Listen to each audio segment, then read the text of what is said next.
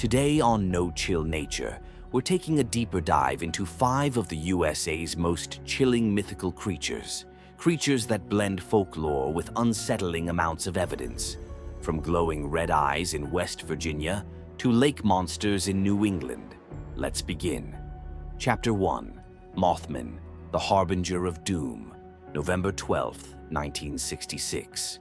5 grave diggers near Clendenin, West Virginia, look up from their work. Something massive flies above the trees, silent, shadowy, with enormous wings. 3 days later, 2 young couples driving near an abandoned TNT factory in Point Pleasant encounter it again. A creature, man-sized with glowing red eyes and wings that unfold to nearly 10 feet. Thus begins the legend of the Mothman. Described as part bird, part man, with piercing eyes and an ability to fly straight up like a helicopter, Mothman was reportedly seen dozens of times over the next year, often near the old munitions site. But then, tragedy. On December 15, 1967, the Silver Bridge, packed with holiday traffic, suddenly collapsed into the Ohio River. 46 people died. The Mothman sightings stopped. Coincidence? Or was the creature a harbinger, a warning? Some believe it was an omen. Others say it was never real, just panic and misidentification. The Sandhill Crane theory claims locals were seeing a bird with a 6-foot wingspan and red eyes caused by light reflection. But that doesn't explain the size, or the silence, or the fact that so many witnesses described the same thing, often with no connection to each other. In the decades since, Mothman has become a pop culture icon. There's even a statue in Point Pleasant, complete with rippling metal wings. But behind the kitsch lies something stranger. Why did sightings cluster before a disaster? And why have similar creatures, like the so-called Owlman in England, appeared around times of crisis? Is it myth, mass hysteria, or something we haven't yet named? Chapter 2. Chupacabra, the livestock vampire. Picture this. A rancher in rural Texas wakes up to find 3 goats dead. Each one has strange puncture wounds and no blood left in the body.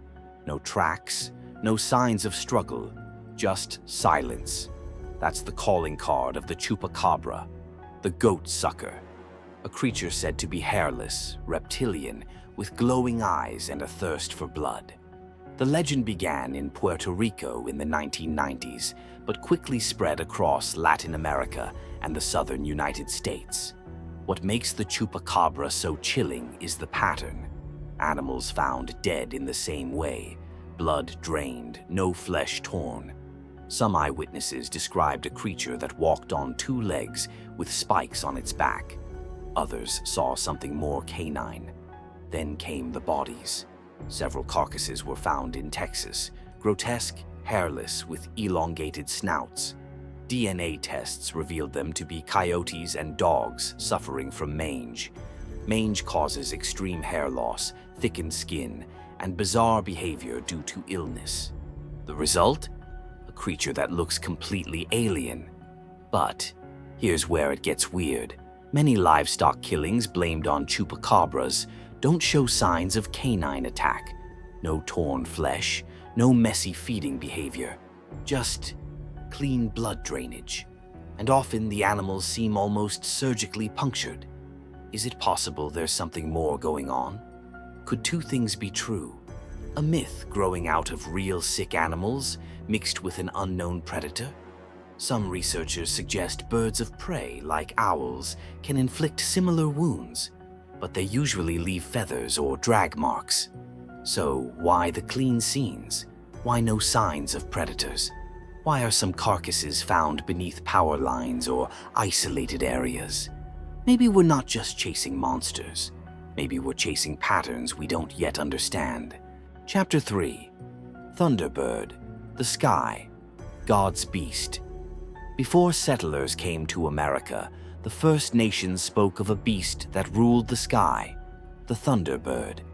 In native legends, it was more than just a bird. It was a god. Its wings created thunderclaps, its eyes flashed lightning. It could lift whales from the sea and punish the wicked with storms. Fast forward to the 1800s. Newspapers in the Midwest and Appalachia began reporting sightings of enormous birds, ones big enough to carry off deer. In 1890, two cowboys in Arizona claimed they shot and killed a flying creature with a 20-foot wingspan. Some versions of the tale say it looked more like a pterosaur than a bird. A photo was allegedly taken, but it's never been found.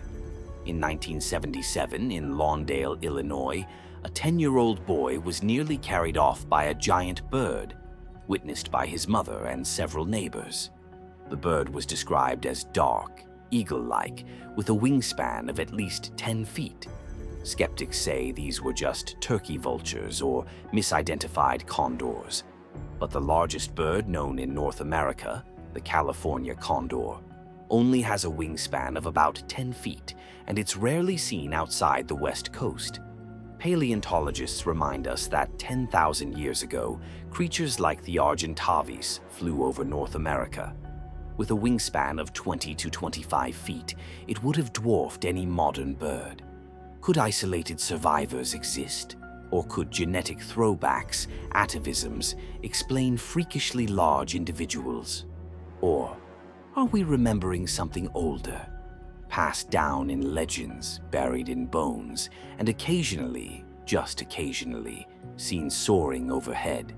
Chapter 4: Skinwalkers, Shapeshifters of the Desert.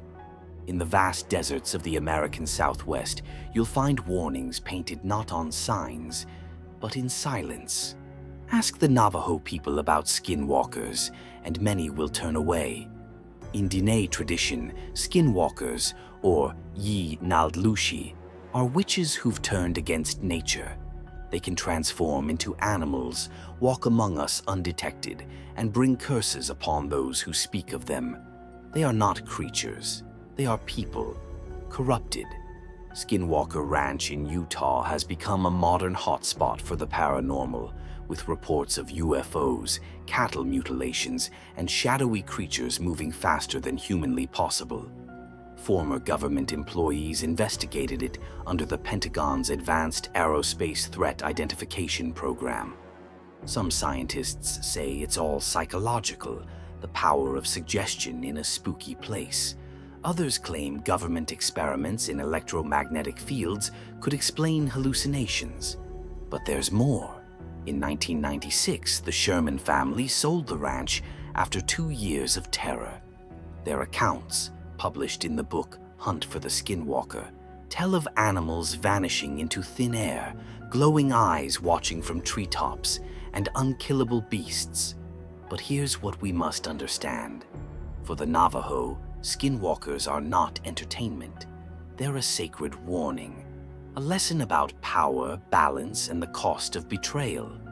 By turning myth into clickbait, we may be missing the deeper message. What happens when humans tamper too far with nature? Chapter 5: Champ, the Lake Champlain Monster. Lake Champlain is quiet, still, a 125-mile stretch of fresh water that runs between New York, Vermont, and Quebec. But beneath its surface, something stirs. Meet Champ, the USA's version of Nessie. Described as serpent-like with a humped back and horse-like head, Champ has been spotted for centuries.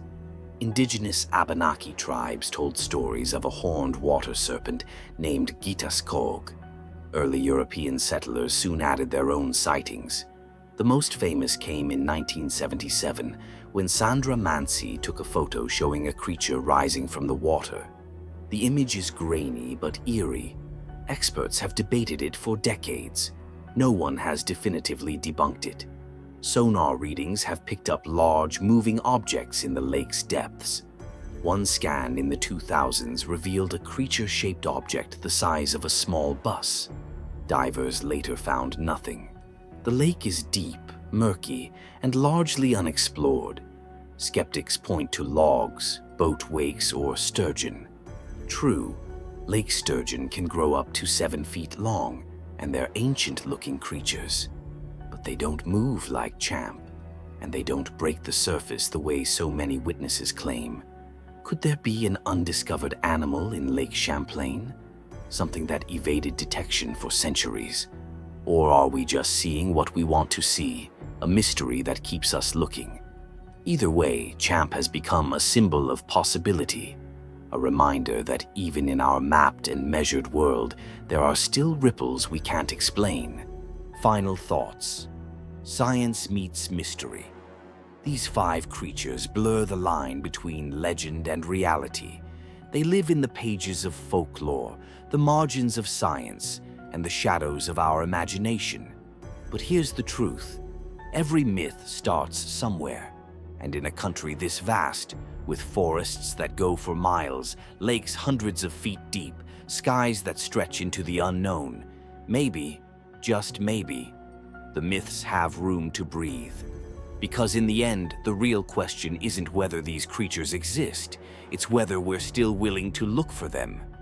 So, which of these creatures do you believe is still out there? Do you think Champ is real?